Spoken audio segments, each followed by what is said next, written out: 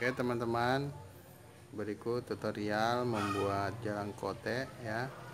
Jadi salah satu trik membuat jalan kote agar supaya kulitnya itu nanti kriuk. Yang pertama itu ini terigunya 8 ons atau 1 kilo, tapi ini yang saya gunakan 8 ons. Kemudian ini minyak kelapa, bisa juga menggunakan mentega. Biasanya kalau ukuran 1 kilo itu menteganya sekitar 6-7 sendok ya. Kemudian kalau ini minyak kelapanya setengah cangkir. Ini minyak kelapanya dihangatkan, kemudian air kurang lebih 2 cangkir. Ini nanti juga kita gunakan secukupnya. Airnya juga ini dihangatkan ya. Nah, ini cara membuat adonannya. Itu minyaknya harus dimasukkan sedikit demi sedikit sambil kita aduk. Nah, seperti itu.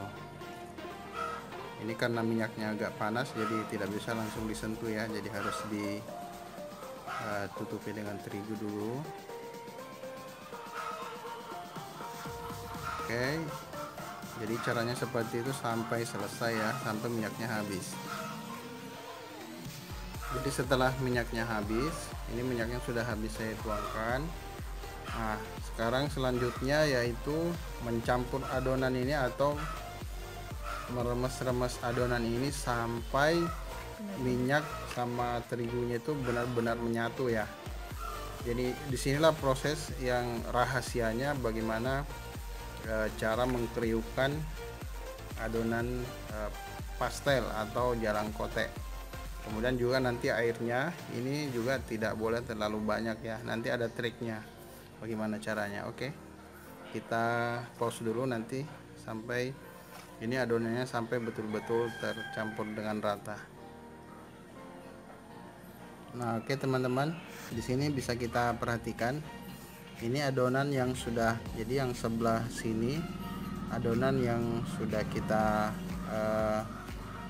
kita remes-remesnya seperti ini supaya terigu sama minyaknya itu menjadi menyatu. Nah, ini perbedaannya, di sini warnanya agak kekuningan karena sudah tercampur rata dengan minyak tadi. Yang sebelah sini ini masih agak-agak putih ya, terlihat ya, karena memang sini masih ada gumpalan-gumpalan minyak. Ini salah satu gumpalan minyaknya. Nah, ini yang harus kita seperti ini tadi gumpalan minyak, nanti kita satukan dengan terigu yang lainnya supaya menjadi merata.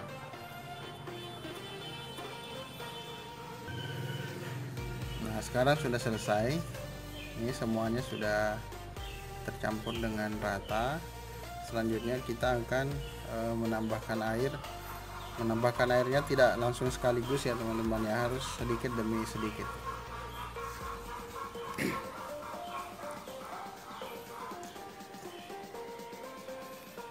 Jadi ini air yang kita gunakan air hangat.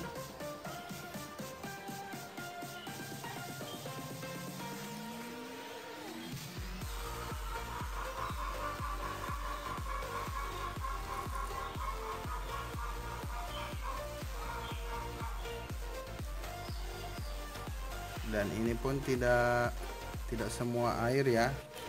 Bisa jadi lebih ya, bisa jadi juga kurang.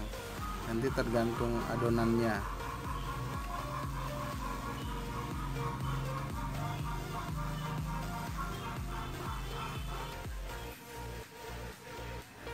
Ini pun juga teman-teman, mencampurnya itu tidak boleh langsung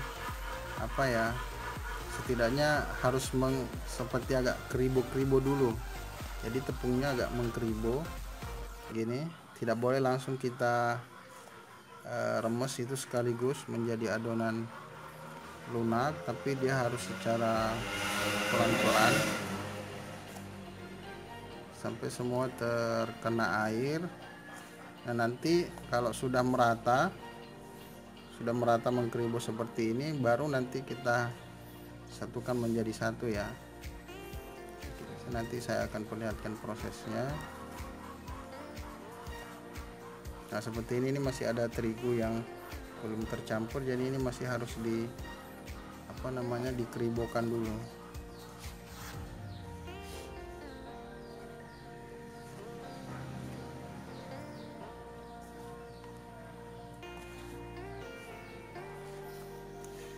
Jadi setelah semua mengkeribo seperti ini, itu selanjutnya kita langsung kita kita remas untuk disatukan ya, seperti ini. Ini prosesnya harus segera supaya adonannya terbentuk dengan baik. Karena setelah adonan terbentuk seperti ini, itu sudah tidak bagus untuk ditambahkan air lagi. Kayaknya ini prosesnya harus cepat. Dan diremas seperti ini supaya dia merata.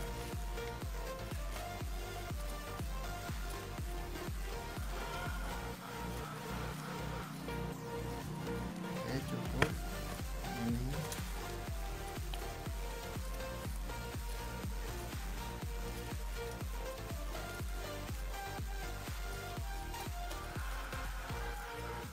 Oke, cukup.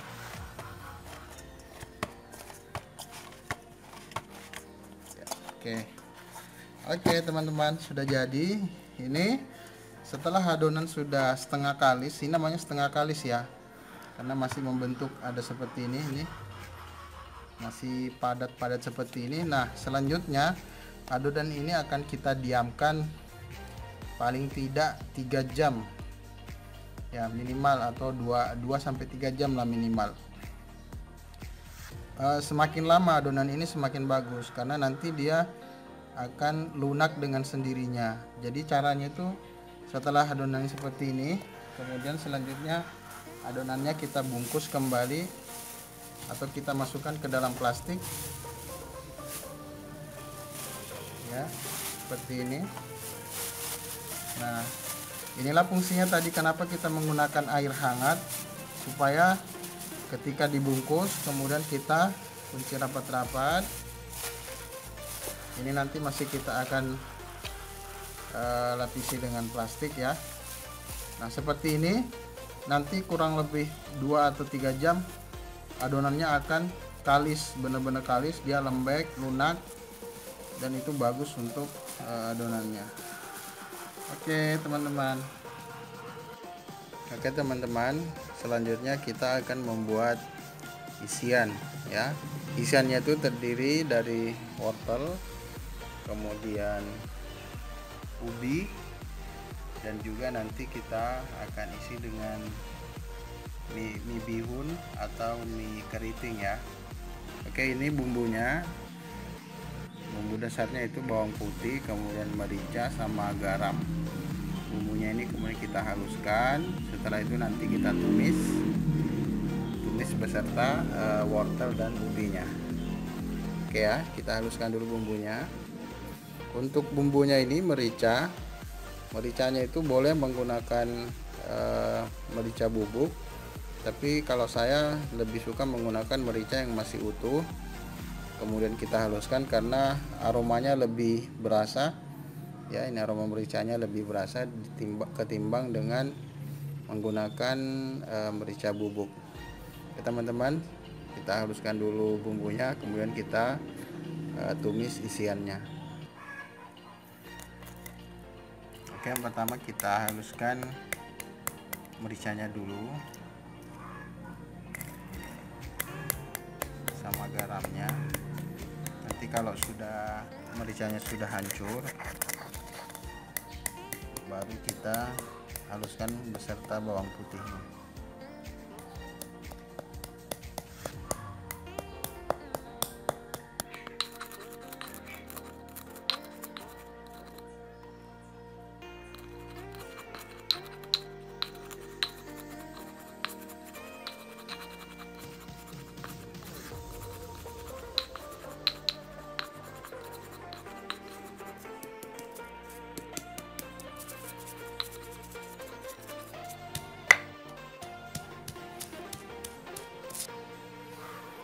Oke, bumbunya sudah merata. Selanjutnya kita akan tumis beserta isian ubi dan wortelnya. Oke teman-teman, selanjutnya kita tumis bumbunya.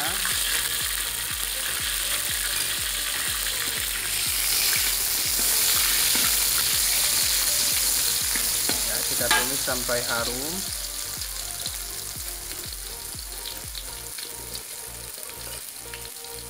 Kemudian kita tambahkan gula secukupnya.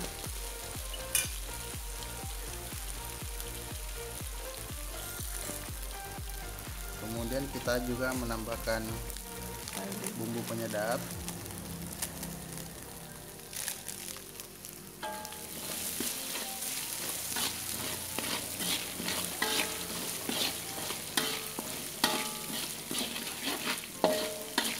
Tumis sampai agak harum. Setelah itu baru kita masukkan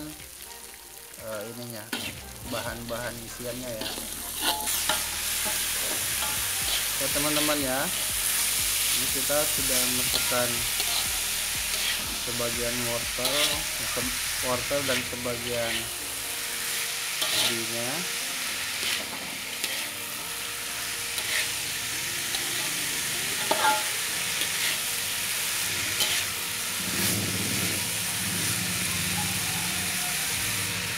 Kemudian kita masukkan sisa ubi yang belum masuk. Kita aduk sampai merata. Oke teman-teman, setelah tercampur rata, salah satu bumbu tambahannya yaitu daun bawang sama daun seledri ya. Ada juga biasanya teman-teman yang tidak suka dengan daun bawang, boleh tidak menggunakan. Tapi di sini saya menggunakan daun bawang dan daun seledri. Sekarang kita masukkan daun bawang dan daun seledrinya. Setelah itu kemudian kita aduk rata lagi.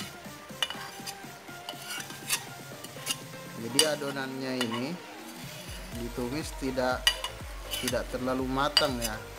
Mungkin tingkat kematangannya kurang lebih 75%, supaya tidak terlalu lembek, supaya nanti pada saat proses penggorengan baru kemudian dia masak 100%.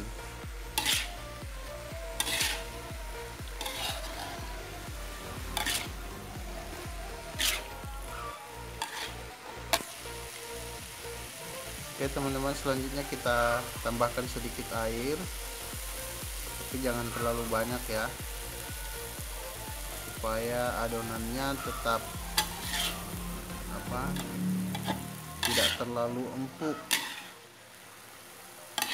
Jadi ketika pastelnya sudah jadi, adonan bagian dalam isiannya itu masih tetap terasa.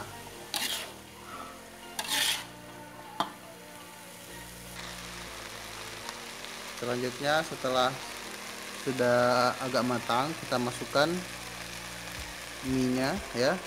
Jadi mie ini dimasukkan paling akhir supaya tidak terlalu matang. Karena kalau terlalu matang mie-nya nanti ngembang.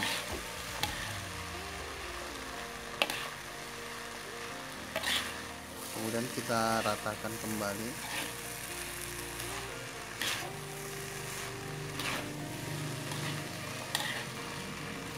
Diaduk-aduk sampai merata.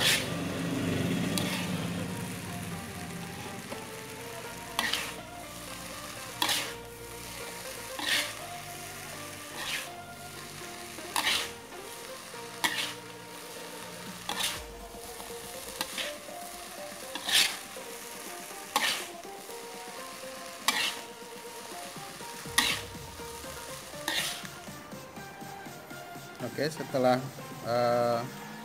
isiannya sudah matang ya, tingkat kematangan 75%. Selanjutnya isiannya ini kita dinginkan ya. Ini saya kipas. Kenapa harus didinginkan? Ini salah satu rahasia bagaimana cara agar supaya pastel itu tetap kriuk.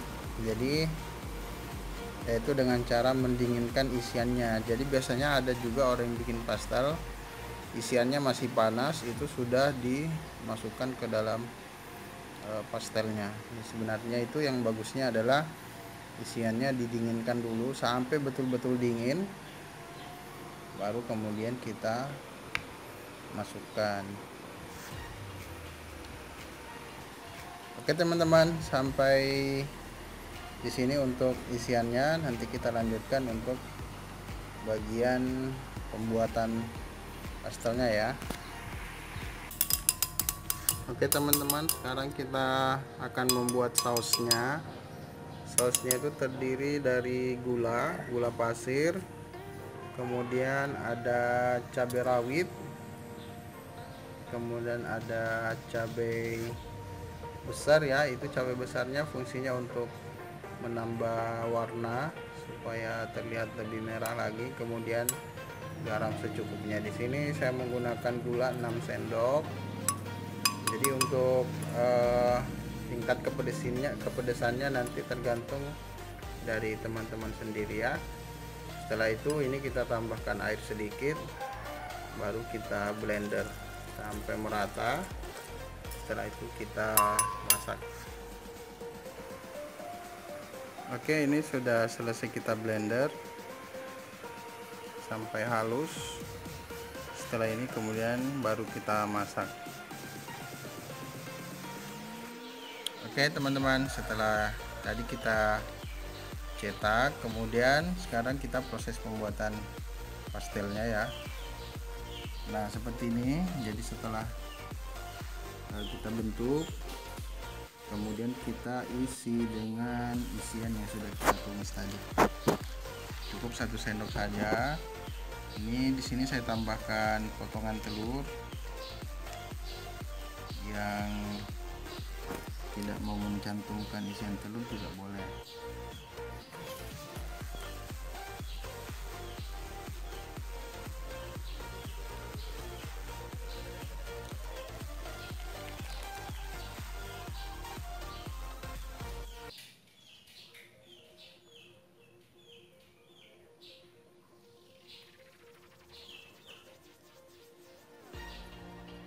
Nah ini cara membuatnya.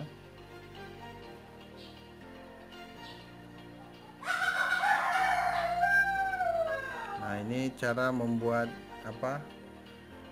bagian pinggir pastel ya. Nah, dilipat, kemudian dipencet, nah kemudian dilipat lagi.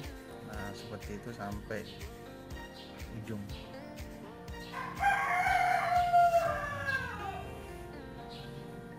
Jadi fungsi dari lipatan ini supaya ketika digoreng nanti itu kulit pastelnya tidak terbuka. Nah dia fungsinya untuk mengunci isian yang sudah kita masukkan tadi ya. Oke, selesai. Jadi setelah ini pastelnya kita diamkan agar supaya nanti ketika penggorengan itu kulitnya terlihat ada gelembung-gelembung udara.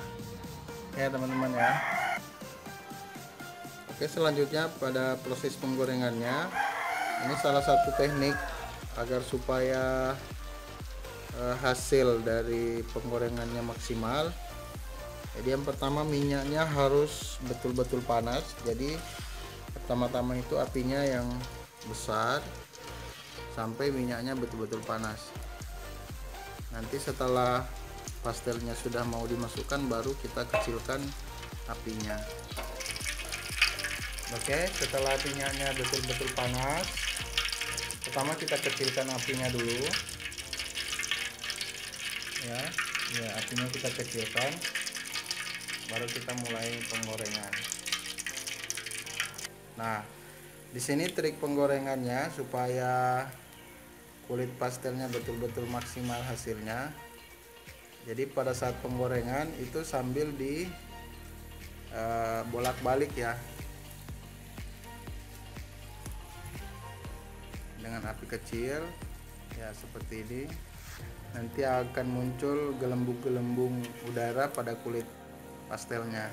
Nah kalau kita perhatikan, itu ada gelembung-gelembung pada kulit pastelnya.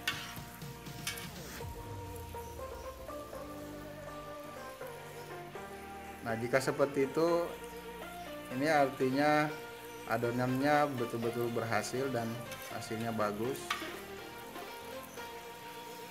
karena menghasilkan gelembung-gelembung udara pada kulit pastelnya.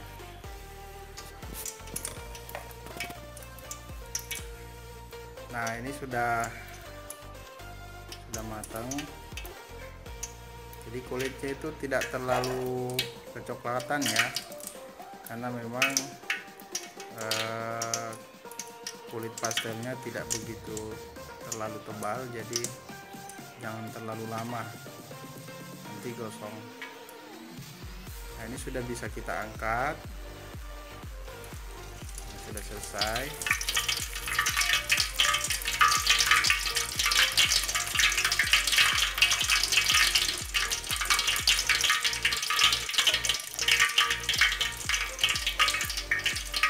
Oke, selesai teman-teman. Semoga berhasil buat teman-teman yang mau buat pastel.